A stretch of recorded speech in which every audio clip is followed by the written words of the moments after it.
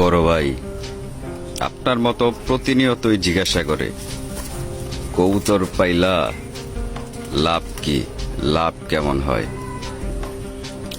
আরে ভাই, যদি লাভ লোকসানি হিসাব করতাম তাহলে আপনার মতো অনেক মানুষের সাথেই সম্পর্ক বাদ দিয়ে দিতাম।